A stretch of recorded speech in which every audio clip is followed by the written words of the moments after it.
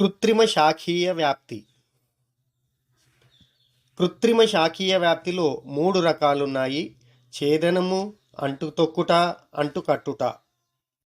ఛేదనము జనక మొక్క నుండి కోరకం కలిగిన మొక్క భాగాన్ని వేరుచేసి ఆ భాగాన్ని తడి నేలలో నాటాలి. కొద్ది రోజులలో ఆ భాగం నుండి వేర్లు ఏర్పడి మొగ్గలు పెరిగి కొత్త మొక్కగా పెరుగుతుంది. ఉదాహరణకు గులాబీ మరియు మందార.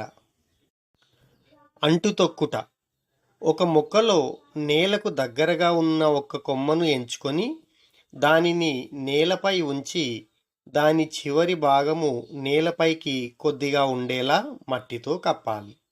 అయితే మట్టితో కప్పిన భాగానికి కనీసం ఒక కనుపైన ఉండేలా జాగ్రత్త పడాలి.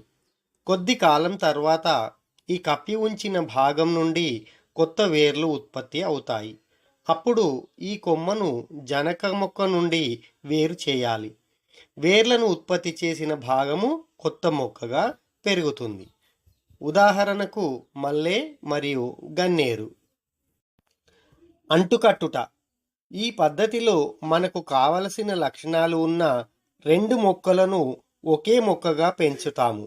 ఉదాహరణకు ఒక మొక్క పెద్ద పళ్ళను, రుచిగా ఉండే పళ్ళను ఇస్తుంది, కానీ తక్కువ పళ్ళను ఇస్తుంది అనుకుందాం.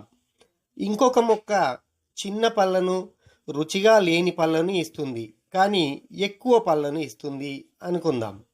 ఇప్పుడు ఈ 2 మొక్కలలోని మంచి లక్షణాలను చూద్దాం. పెద్ద పళ్ళు, రుచిగా ఉండే పళ్ళు మరియు ఎక్కువ పళ్ళు. ఈ 2 మొక్కలను అంటుకట్టినట్లయితే ఈ 3 వాంఛనీయ లక్షణాలు ఉన్న ఒక కొత్త మొక్కను పొందే అవకాశం ఉంటుంది. ఈ పద్ధతిలో ముందుగా నేల మీద పెరుగుతున్న మొక్క కాండాన్ని కోయాలి. తరువాత దాని మీద మరొక మొక్క కొమ్మను చేర్చి ఆ భాగాన్ని పాలిథిన్ కవర్తో కప్పాలి. ఇప్పుడు పాలిథిన్ కవర్ పైన దారంతో గట్టిగా కట్టాలి. కొంతకాలం తర్వాత ఆ భాగంలోని 2 మొక్కల కణజాలాలు కలిసిపోతాయి.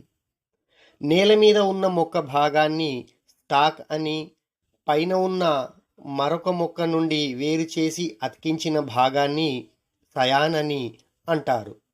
వాంఛనీయ లక్షణాలను పొందేందుకు అంటుకట్టుట అనే విధానాన్ని ఉపయోగిస్తారు.